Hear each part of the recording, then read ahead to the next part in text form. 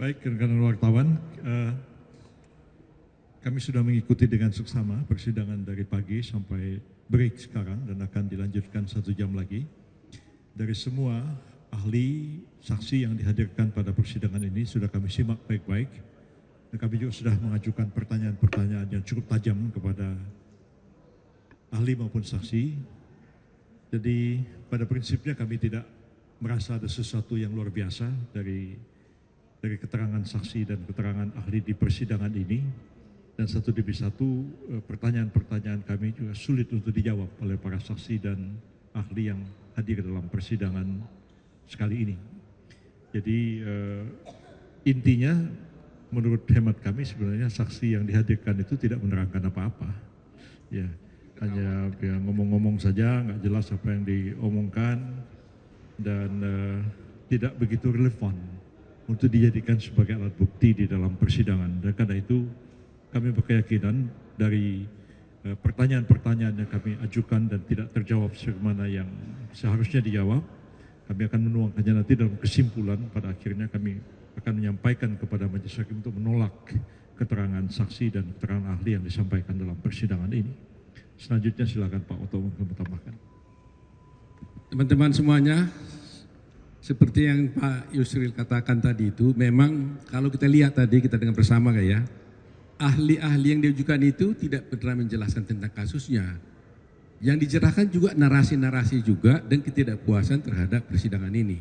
Jadi sama sekali jauh panggang dari api, ya, jauh panggang dari api. Saksi fakta yang diajukan itu lebih parah lagi. Salah satu contoh umpamanya tadi ada saksi dari luar negeri bercerita tentang bagaimana sirekap dan sebagainya, tapi ketika kita tanya ada aslinya atau tidak, nggak ada, dia nggak bisa dapatkan. Jadi dari mana kita tahu? Ya dia lihat hanya dari screenshot. Nah, bagaimana kita bersidang di pengadilan yang mulia ini membicarakan suatu bukti asal usulnya kita tidak tahu, aslinya tidak ada. Nah, kira-kira begitulah kualitas daripada saksi yang disampaikan. Jadi memang kita tidak merasa susah payah melihat dengan adanya saksi-saksi yang diajukan dan ahli tadi itu, kita yakin sekali bahwa permohonan ini mungkin tidak akan dikabulkan kalau dibesarkan saksi-saksi dan keterangan ahli ini. Gitu yang kita sampaikan. Ini Pak Hotman. Belum Pak Hotman, sedikit tambahkan. Sebagai satu contoh tadi saksi ahli, bukan saksi ahli hukum yang dihadirkan di sini panjang lebar menerangkan tentang terkaitan dengan kewenangan-kewenangan pemilu. Saya tanya persoalan simpel aja, ya. Ahli bisa membedakan nggak antara sengketa proses dan sengketa hasil? Dia bilang bisa, ya. Pendaftaran Pak Gibran sebagai calon presiden itu termasuk proses atau hasil? Itu proses, bukan hasil. Kalau hasil kewenangan MK. Jadi selesai jawabannya.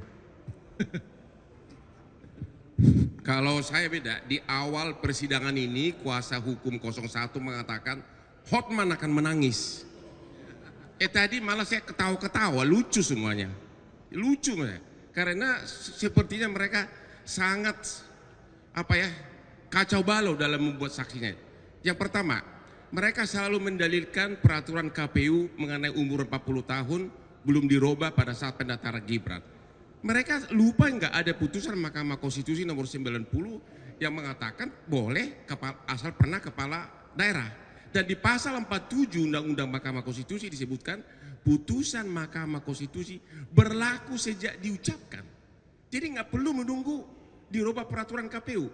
Yang kedua, yang paling lucu bikin saya ketawa adalah tadi ada ahlinya mengatakan bahwa Jokowi melanggar undang-undang korupsi, bansos, melanggar undang-undang APBN. Pertanyaannya, bagaimana mungkin Mahkamah Konstitusi mengabulkan permohonan mereka dengan mengatakan Jokowi melanggar undang-undang tidak pidana korupsi dan melanggar undang-undang APBN, sedangkan Jokowi dan menterinya bukan pihak dalam perkara ini. Dan Mahkamah Konstitusi tidak punya kapasitas untuk menentukan apakah ada korupsi atau tidak. Makanya saya bilang tadi, saya ketawa. Jadi begini, tadi juga misalnya ahli menerangkan bahwa satu pejabat penyelenggara negara atau birokrasi itu tidak bisa mengambil satu kebijakan berdasarkan vonis pengadilan. Nah, dia bilang putusan Mahkamah Konstitusi itu vonis. dalam bahasa Belanda katanya. Pak Kaligis itu lebih tua dari saya, bahasa Belandanya jauh lebih bagus dari saya. Iya, Pak Kaligis bisa terangkan nanti vonis itu artinya apa dalam bahasa Belanda ya. Dan putusan Mahkamah Konstitusi itu bukan vonis karena tidak mengadili orang. Dia menguji undang-undang terhadap undang-undang dasar dan dia membatalkan bunyi undang-undang ya pemilu dan mengatakan bahwa calon wakil presiden dan presiden itu boleh ya di bawah 40 tahun sepanjang dia pernah atau sedang menjabat jabatan-jabatan yang dipilih melalui pemilu termasuk pemilu kada, termasuk pemilihan kepala daerah. Itu sama sekali bukan vonis ya. Putusan Mahkamah Konstitusi dalam hal pengujian undang-undang itu mempunyai kekuatan yang setara dengan undang-undang dan karena itu dia bisa dilaksanakan. Itu bukan vonis pengadilan. Kalau vonis pengadilan dieksekusi oleh eksekutor, beda sama sekali pengertiannya. Jadi saya juga agak heran ya, ahli dihadirkan ke sini tapi kurang memahami persoalan begitu simpel ya. Ketika zaman dulu kita belajar hukum bicara vonis itu belum ada ini Mahkamah Konstitusi ini. Jadi itulah pengertian vonis dalam bahasa Belanda, tapi dalam konteks sekarang sudah jauh berbeda pengertiannya. Barangkali Pak ini tambahkan Pak Kaligis, tolong jelasin istilah vonis ini Pak. Habis ini Pak Kaligis cerita.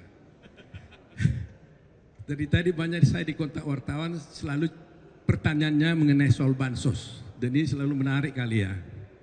Jadi soal bansos tadi itu sudah dijelaskan persidangan. Ada ahli menceritakan tentang teori pork barrel.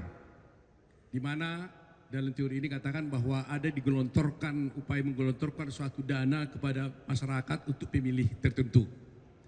Lantas saya tanya dalam persidangan, ini kan bansos kan dibuat dalam satu undang-undang. Kalau dibuat dalam satu undang-undang, berarti yang terlibat di sana adalah pemerintah dan DPR. Nah, kalau DPR terlibat, di sana semua ada partai politik, ada PDIP, PKS, Demokrat, Gerindra, Golkar, Nasdem, semua ada di sana. Artinya, ketika undang-undang ini dibuat, semua partai politik yang terlibat dalam pemilu itu menyetujuinya. Ya kan? Nah, pemerintah dalam Pak Jokowi dituding-tuding sekarang salah. Saya tanya dalam persidangan tadi, kalau presiden atau pemerintah melaksanakan undang-undang tentang bansos, salah enggak?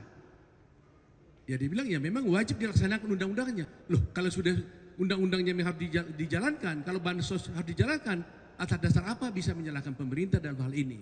Jadi kami melihat di sini, sekiranya nanti menteri diundang, mudah-mudahan juga diundang oleh Mahkamah Konstitusi, saya kira akan lebih jelas lagi bahwa apa yang mereka dalilkan soal bansos itu sama sekali tidak terbukti untuk kepentingan dari 02, tapi itu adalah kepentingan masyarakat yang didasarkan pada undang-undang yang disepakati bersama oleh semua partai yang ada di dalam peserta pemilu.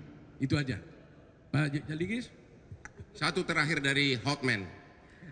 Hari ini terungkap bahwa 01 itu tidak pernah melakukan audit forensik resmi atas Sirekap.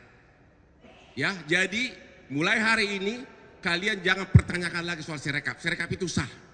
Karena mereka ternyata hanya riset-riset pribadi dari yang mengaku ahli. Agar sah di mata hukum harus dilakukan audit forensik resmi terhadap Sirekap. Itu tidak mereka lakukan hari ini. Makanya saya semakin ketawa terus lihat mereka berdalil-dalil. Apalagi Pak Bambang saya dia ngomong gua ketawa melulu. Kalau vonis sprach Pak. Sprach kalau vonis. Jadi kalau putusan nomor 90 itu erga omnes, final and binding. Kemudian tadi ada tuduhan-tuduhan deceit, penipuan. Ada tuduhan-tuduhan Presiden Jokowi penjahat katanya. Itu kan mesti melalui undang-undang. Karena sumpah Presiden pasal 9 adalah taat undang-undang. Melanggar undang-undang adalah kejahatan jabatan. Tapi itu mesti melalui vonis, melalui acara. Itu diatur di bab 28 Kitab Undang-Undang Hukum Pidana pasal 413 sampai dengan 437. Silakan lihat pasal 421. Kejahatan jabatan itu kalau kita menabrak undang-undang. Ini mereka sekali lagi cuma omon-omon. Terima kasih.